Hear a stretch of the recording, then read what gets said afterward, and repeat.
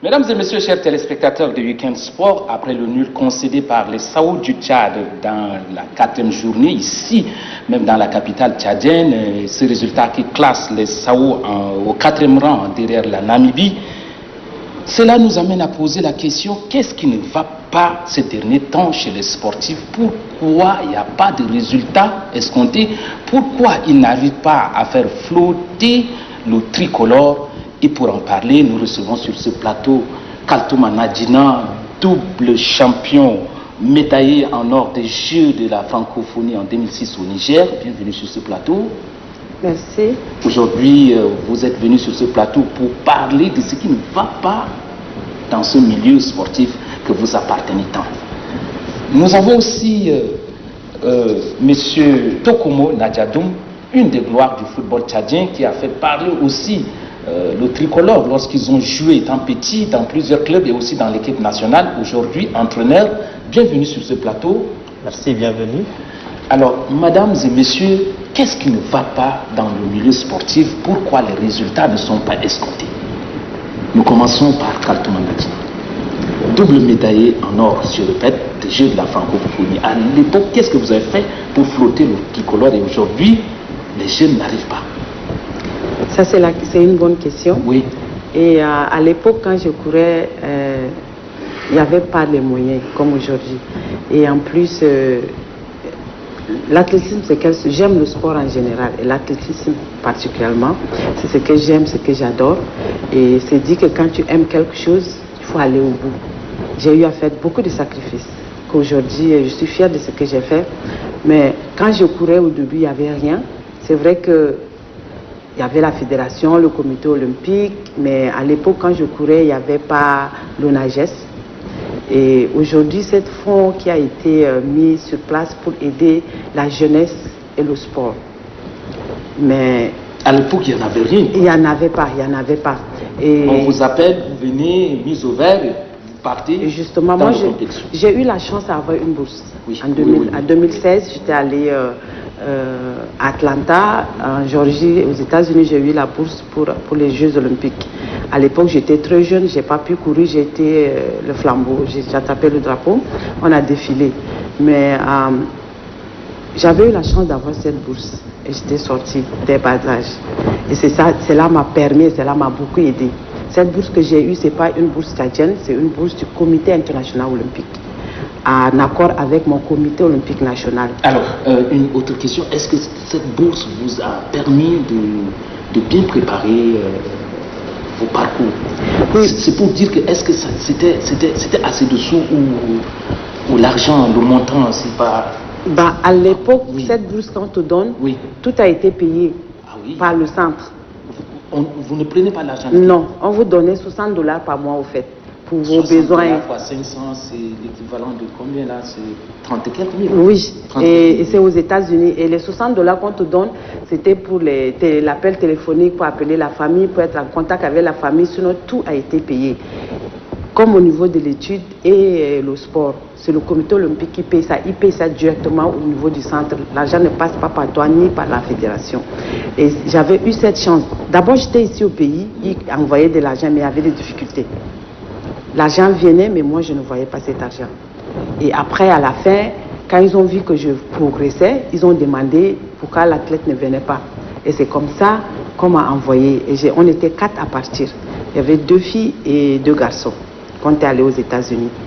Et à la fin, moi, j'ai persévéré. Je voulais aller jusqu'au bout parce qu'à l'époque, au Tchad, la femme, les gens ne considéraient pas la femme comme telle, et surtout dans le milieu du sport. On me traitait de tout et de rien. On m'appelait même Djouatana Houma. Je me rappelle bien de ça. Ça me faisait pleurer, mais ça me faisait rire en même temps. Et j'avais pris ça sportivement. Je n'avais pas pris ça dans les mauvais côtés.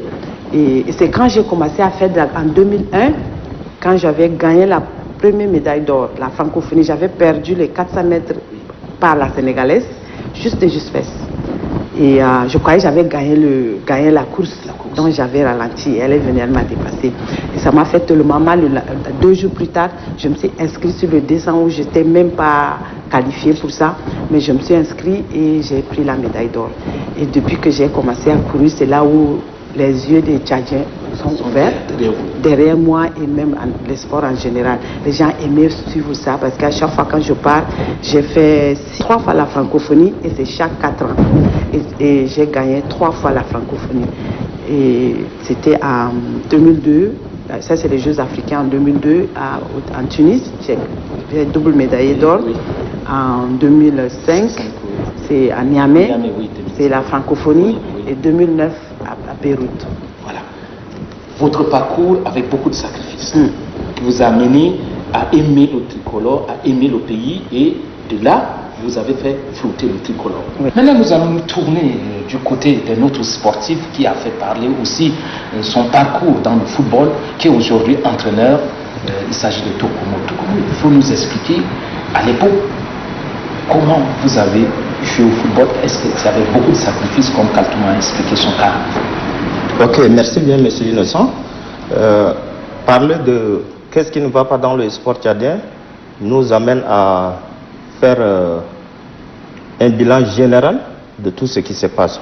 À l'époque, quand nous on jouait, c'était d'abord l'amour du sport. On avait cet amour, on aimait la chose que nous faisons. Et chacun avait envie de faire parler de lui. Et ça a été toujours comme ça. Et nous avions travaillé pour être meilleurs. Avec ou sans moyens, tu t'es engagé et tu te dis il faudrait que tu sois meilleur. Aujourd'hui, les dons ne sont pas les mêmes. Pourquoi? Parce que vous savez, pour qu'une équipe nationale soit vraiment compétitive, il faudrait que les clubs, les équipes qui sont dans ce pays soient compétitives. Tant que les équipes ne sont pas compétitives, on ne pourra pas gagner un seul match. Pourquoi je vous le dis? Si vous prenez par exemple, comparaison n'est pas raison, mais ça nous permet quand même oui. Donc vous voyez une équipe comme TP Mazembe. Oui. Aujourd'hui, le statut de l'équipe nationale de la RD Congo, c'est de TP. Voilà. Oui. Et cette équipe joue chaque fois la haute compétition africaine. Et ces joueurs s'aguerrissent de match en match. Aujourd'hui, nos clubs sont délaissés. C'est des particuliers qui viennent et qui donnent l'argent pour que le football puisse avancer. Or, quand on jouait à l'époque, on n'avait rien, mais il y avait des sponsors. Je me rappelle entre-temps, Postel 2000, c'était la Poste en face. Il y avait Tourbillon, c'était la Sonacite. Il y avait Gazelle, c'était BTCD. Et il y avait ces sponsors. Aujourd'hui, tous ces sponsors-là ont disparu. C'est des individus qui mettent la main pour faire fonctionner le football. À ce niveau, malgré les moyens qu'on a, on ne peut pas faire avoir une grande équipe nationale. Une équipe nationale, c'est la somme des équipes. Si les équipes sont meilleures, vous allez avoir une équipe nationale qui est meilleure. Si les équipes ne sont pas organisées, chacun joue comme il veut, c'est des individus qui payent une paire de bottines pour que l'enfant vienne jouer, mais nous ne pouvons pas attendre quelque chose d'une équipe nationale véritable. Une équipe nationale, je vous dis, c'est d'abord les clubs.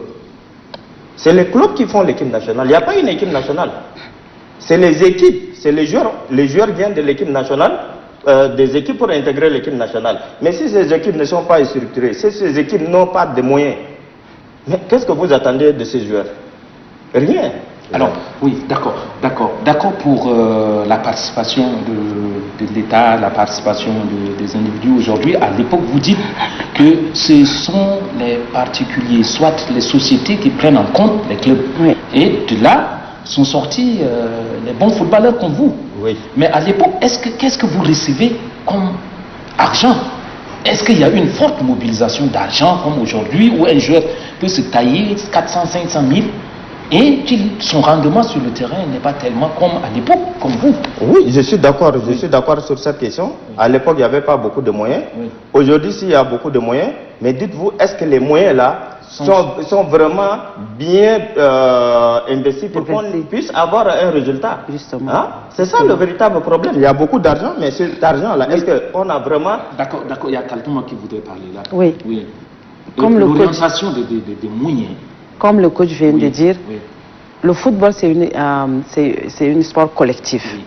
Et c'est où c'est tout le monde, ou c'est rien. Oui. Pour moi, l'équipe nationale, c'est ma première fois de les voir jouer. ces enfants jouent, c'est des jeunes. Pour moi, je croyais que c'était des gens âgés, mais quand je les ai vus dans le terrain, c'était des jeunes. L'équipe guinéenne était des gens internationaux. Tout le monde était international. C'est des professionnels. C'est des professionnels, oui, mais ces enfants sont des enfants encore.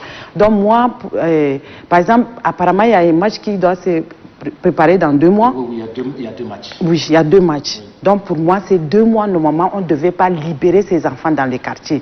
Parce que quand ils partent dans les quartiers, on ne sait pas ce qu'ils font. On ne sait pas s'ils mangent bien, on ne sait pas si on s'occupe bien d'eux, on ne sait pas s'ils dorment à l'heure. Parce qu'un sportif, tu dois dormir au moins 8 heures. Qu'il pleut, il neige, il faut dormir 8 heures pour récupérer. Parce que tu t'entraînes, tu dépenses de l'énergie, il faut récupérer. Et à la fin, il faut qu'ils trouvent quelque chose à manger. S'ils ne trouvent pas à manger, ça joue aussi. Si se repose pas, ça joue aussi. Donc pour moi, normalement, on devait garder ces enfants, on devait les caserner au fait.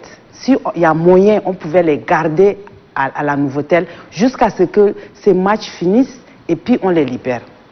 Donc votre réponse rejoint un peu ce que Tokomo a dit par rapport à la mise au vert, par rapport aux préparatifs, par rapport à tout ça. Le sport demande beaucoup d'investissement. Oui, le football en général demande beaucoup d'investissement parce qu'ils sont nombreux, ils sont 24 joueurs. Plus les dirigeants, plus les entraîneurs, plus les médecins et tout ça. Mais surtout, ces sportifs doivent être considérés. On doit les mettre à l'aise pour qu'on puisse avoir des sportifs demain, pour qu'on puisse avoir ces tricolores. Surtout au niveau du football, on doit s'occuper de ces enfants. Ces enfants doivent être à l'aise. Aujourd'hui, si moi je suis devenue qui je suis, parce que j'étais à l'aise. À un temps, quand j'ai commencé à gagner... permettez-moi de vous dire, mais le maréchal, il ne m'a jamais lâché jusqu'aujourd'hui. C'est un président digne de son nom. En fait, il aime le sport. Il investit dans le sport. Mais ce que les autres font, c'est le contraire. Oui, Kaltoumas, les autres, ce sont lesquels? Aujourd'hui, il est question de les prononcer. Un peu pour nous. Oui. On n'appelle pas le chat par son nom, oui. Mais je dis ça en général. Oui. Ce qui se passe dans le système en sport en général, ce n'est pas ce qui se passe. Ce que le maréchal fait pour le sport, il est prêt à mettre même sa vie pour le sport. Mais les gens qui travaillent pour lui doivent aussi suivre ça. D'accord. Aujourd'hui, Dieu merci, on a un ministre, oui. Un jeune ministre qui est dynamique. Il est prêt à tout faire. Oui. Mais il faut des moyens. Il faut qu'on mette ces moyens à sa disposition pour qu'il puisse aider ses sportifs. Aujourd'hui, je suis contente. Quand je viens comme ça, je vois qu'il y a la jeunesse. À l'ONAGES, par exemple, il n'y a que des jeunes. Il y a des jeunes dynamiques. Mais il faut qu'on mette ces moyens à leur disposition. C'est vrai qu'ils disent que l'ONAGES a l'argent. Oui. Mais moi, je ne vois pas cet argent. Depuis que c'est arrivé, je n'ai pas vu. Donc, si cet argent est là, de grâce, sortez cet argent, investissez sur ces joueurs pour qu'ils puissent venir. Ce n'est pas seulement le football. L'équipe nationale, que ce soit l'équipe nationale de football, de basketball, d'athlétisme. Tous les sports au Tchad. Oui. Tous les sports au Tchad. Voilà, donc, on doit les donner, par exemple, on doit les mettre sur les salaires. Oui. Je sais que il n'est jamais trop tard, ils peuvent se rattraper. Parce que ces joueurs, si aujourd'hui on dit, ok, il faut faire par mois, à un sportif. Oui. Sportif d'élite. Surtout l'équipe nationale. Oui. Ceux qui sont dans l'équipe nationale, on doit s'occuper d'eux. Moi, j'ai fait tous les pays du monde, je sais, j'ai fait beaucoup de pays, je vois ce qui se passe. C'est vrai que ces pays, on ne peut pas les comparer au Tchad. Mais aujourd'hui, le peu qu'on a, on peut s'occuper de ces joueurs pour qu'ils puissent même aller battre certains pays africains. Ces pays africains, prenez le cas du Cameroun, ils sont salariés. Et dans le club et dans l'équipe nationale, ils ont 2 salaires. D'accord. Oui, moi je veux faire une précision par rapport à ce que Mme Kaltouma vient de dire. Je reste toujours dans ma botte des équipes. Vous savez, si les équipes sont bien structurées, le joueur il est payé dans son club, ça devient son métier, n'est-ce pas? Et le joueur, il sait qu'à la fin du mois, il a un salaire et il doit travailler pour mériter ce salaire. Il n'y en a pas dans les clubs. On l'attend au résultat. Voilà, on l'attend au résultat. Ça, il n'y en a pas dans les clubs. Tu ne peux pas demander à quelqu'un qui ne vit pas de son métier de te donner le maximum, s'il vous plaît. C'est impossible. Il faudrait que les joueurs là puissent être à l'aise et insistent dans les clubs parce que tant que les clubs ne sont pas bien, il n'y aura pas une bonne équipe nationale. Quoi qu'on puisse faire, c'est d'abord les joueurs. Ils jouent bien dans l'équipe nationale. Il a dans son club, il a l'argent à la fin du mois. L'entraîneur qui est là le suit. Il doit dormir comme il le dit. Aujourd'hui, si elle dit que le joueur doit dormir à 8 heures du temps, ça c'est le professionnalisme. Il vit de ça et il doit se reposer. Aujourd'hui, le joueur, il ne vit pas de ça. Qu'est-ce que tu as comme pression sur lui pour lui demander de dormir pendant 8 heures? Alors, prenons le cas d'Injamena. Les clubs phares, Gazelle, Ascol, Foula Édifice, ils ont des sponsors, non? Moi, je ne peux pas maîtriser ce que je ne vis pas. Oui, ils ont des sponsors. Je vis dans Gazelle, oui.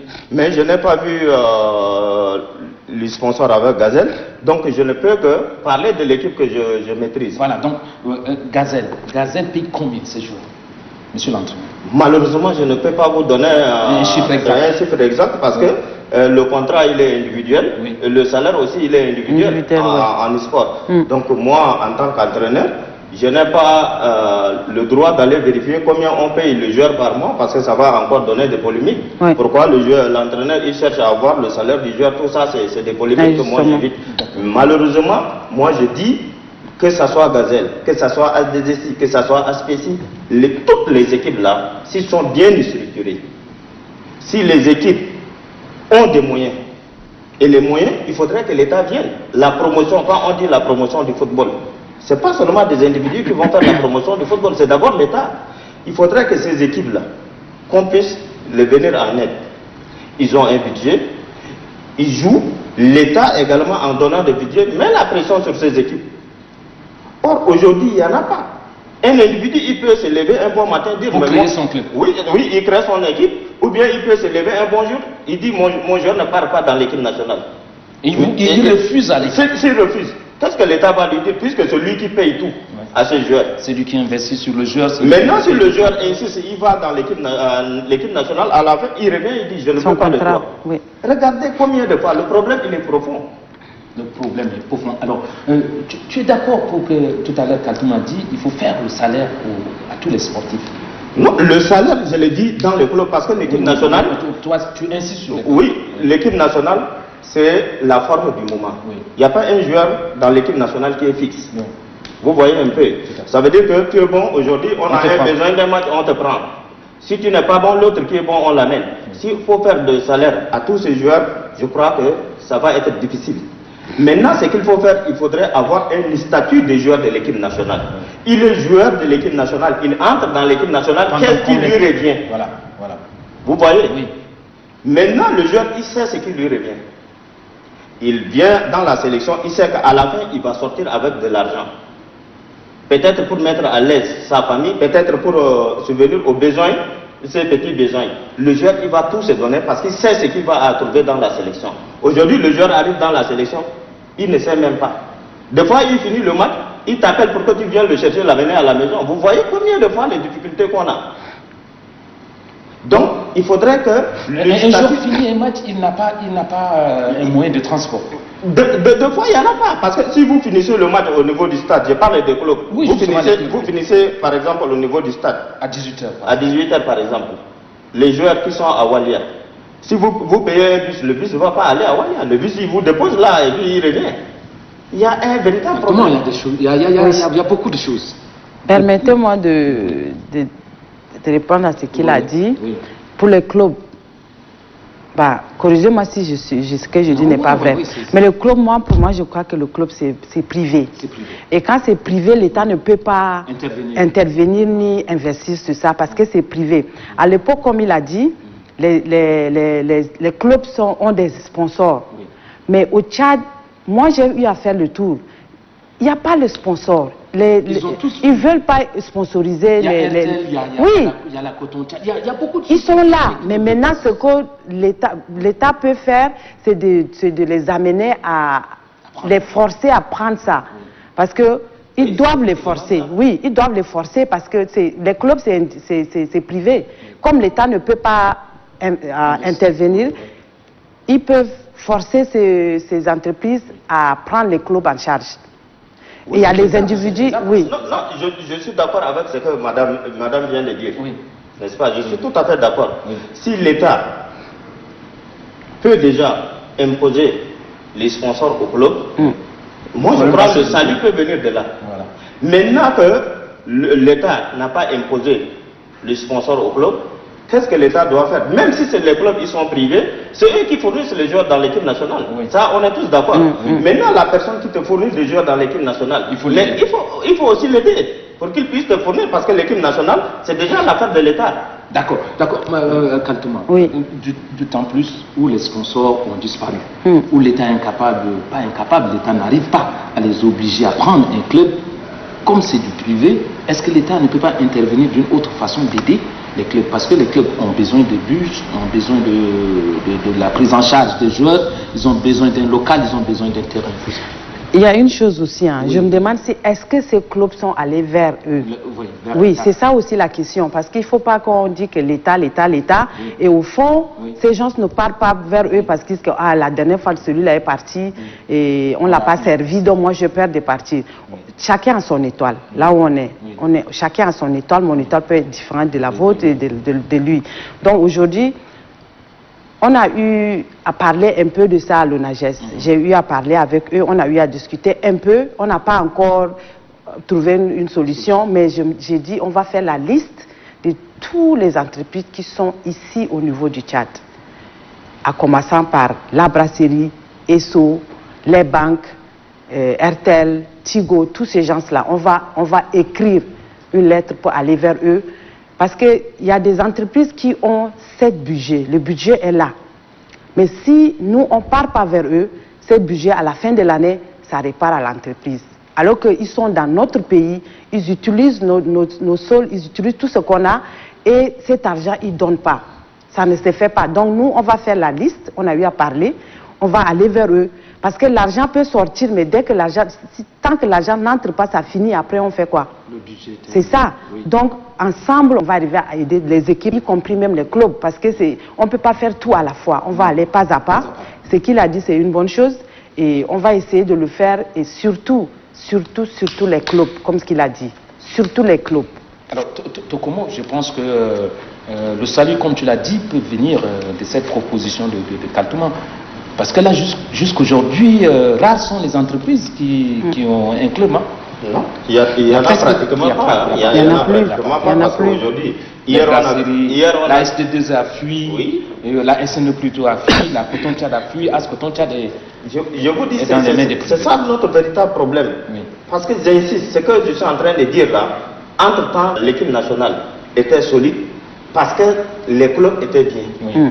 Hein? Les clubs étaient bien, même si c'est des individus qui aimaient le sport et qui mettaient tout pour que les joueurs puissent être bien. Oui. Aujourd'hui, on n'a pas ça. Ça a disparu. Et quand ça disparaît, c'est les dirigeants, c'est pas aux joueurs que tu vas demander. Non, oui. non plus. Donc vous voyez à peu près là où le problème est. Donc moi je dis, le salut viendra si on vient, on appuie les équipes. Parce qu'aujourd'hui, vous allez voir dans tous les pays, toutes les grandes nations qui ont gagné de grands trophées, ils sont appuyés sur l'équipe phare. Si vous voyez l'Espagne, champion d'Europe, champion du monde, ils se sont basés sur l'équipe de Barcelone. Et la majorité, c'était Barcelone, ils étaient bien, ils ont gagné la Coupe du Monde, ils ont gagné la Coupe d'Europe. Et comment on appelle l'Espagne, l'Allemagne, tout ça, on se base toujours sur des grandes équipes. Et on met beaucoup d'argent pour que ces équipes-là puissent être compétitives sur le plan international. Et à la fin, ces joueurs qui sont compétitifs là, ils viennent maintenant donner tout ce qu'ils ont appris là-bas à leur équipe nationale. Il nous faut ça. D'accord. Kaltouma, oui. Je pense que ce qu'il vient de dire, hein, c'est une réalité. Oui. Et ça vous permettra d'aller toujours en tant qu'une des gloires de l'athlétisme, du sport tchadien, d'aller plaider. Oui, justement c'est ça. Moi j'ai eu à souffrir et je sais comment la souffrance d'une sportive. Voilà, et je ne veux plus que mes petits frères d'aujourd'hui ont le même problème. Voilà pourquoi je suis là. Et ça, comme c'est là, on parle à la télé nationale, même s'il y a les individus qui sont là, qui veulent aider cette équipe, ils n'ont qu'à venir vers nous. C'est tout ce qu'on les demande. Parce que moi, je n'ai pas de sponsor, je n'ai jamais eu de sponsor ici au niveau national.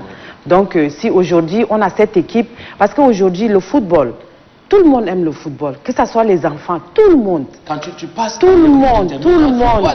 Les gamins qui voir comment les gens sont en train de... Oh merde, il y a du talent. Et les gens adorent le football. Je voudrais rejoindre un peu, madame. Oui. À un certain moment, il m'arrive moi, j'ai dit j'arrête. Pourquoi? Je te dis, il faudrait que je vous le dise. Après, tu viens à la maison, tu dis, mais tu as tant souffert. Pourquoi abandonner tes petits frères? Ah oui. Tu vois, le patriotisme, tout ça, ça revient. À un certain moment, les pratiques que tu es en train de voir, tout ce qui se passe autour de ce sport-là, tu te dis, merde, pourquoi même aller souffrir? Mais une fois que tu reviens à la maison, tu dis, mais moi j'ai souffert, il faudrait que je fasse tout pour que mes petits frères qui arrivent ne souffrent pas. Et c'est comme ça. C'est comme ça. Aujourd'hui, moi je sors, je suis très... Je sors à 5 heures, toute ma famille est en train de dormir, je suis déjà debout pour venir à l'entraînement. Ouais. Parce que mon entraînement doit commencer à 6 heures. Tu as vu? Je le fais, pas pour un salaire. Je le fais parce que j'aime. Pour l'amour du pays. Pour l'amour Oui. L'amour. Et ça, comme il a dit, notre époque, tout ce qu'on avait appris, c'était l'amour de ton pays. Aujourd'hui, je vous dis que on gagne les sabots là, nous on verse les larmes. On est à la tribune. Ça nous fait mal.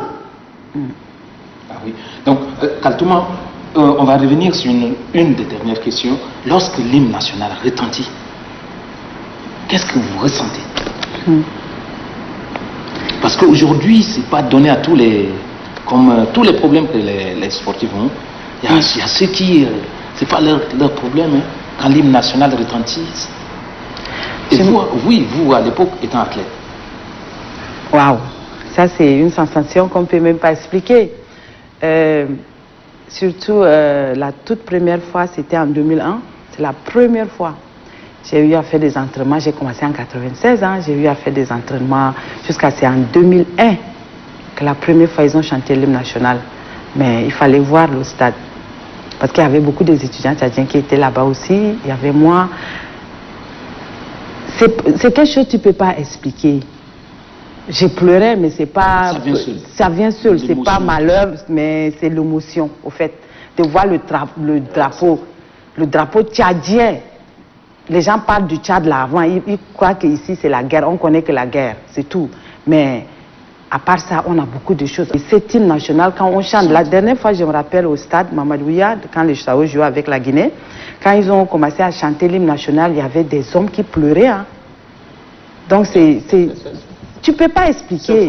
C'est très fort. Fierté, c'est très fort. C'est une fierté énorme. Et moi, avec les gars de U17. Oui, quand vous les avez conduits. Oui, quand je les conduis, ils sont petits, mais je l'aime. Tout ce que j'ai inculqué aux jeunes, j'ai dit aujourd'hui, le chef de l'État, il peut venir dans ce stade, personne ne va jouer l'hymne national. Mais vous, on joue. Vous, on joue. Est-ce que vous comprenez la portée de cet hymne national? Voilà. Ça, j'ai inculqué aux jeunes. Et aujourd'hui, ils peuvent se sacrifier rien que pour ça. Il faudrait aussi maîtriser la chose. J'ai dit, un chef de l'État, il peut venir au stade, personne ne va chanter l'hymne. Mais vous, l'équipe nationale, vous portez le tricolore, l'hymne national va retentir. Et vous représentez les 15 ou 20 millions de Tchadiens. C'est vous les représentants. D'accord. Il y a aussi une chose. Le débat est devenu passionnant, très passionnant, mais bon, voilà. Juste il y a quelque chose que le ministre avait fait au stade et ça m'a surpris.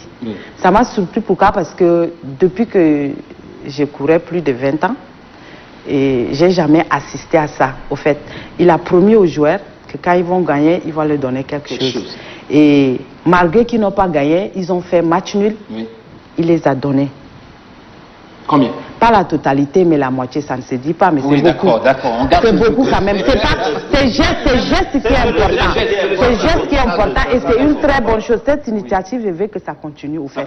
Ça continue. Parce que le joueur était content. Et ça les excite à travailler de plus. C'est des petits trucs là, c'est petit là seulement. On a dit que le sport, si tu dis à un petit, marque-moi ce but ou cours pour arriver là-bas, tu as 200 francs, il va le faire. Il va le faire. Justement, pour les derniers commentaires par rapport à ça. La promesse. Moi, la promesse, quand le ministre, comme elle vient de dire, le ministre vient donner, on n'a pas besoin de montant. Mais même si c'est 10 francs, c'est 5 francs, c'est le geste qui est important, justement. Pour moi, c'est ça. D'accord. Ce n'est pas des milliards que tu vas donner, mais tu donnes ce que toi tu as. Merci. Chers invités, malheureusement notre débat est très court, le temps m'a fait signe, mais j'espère que nous allons nous retrouver encore très prochainement. Inch'Allah.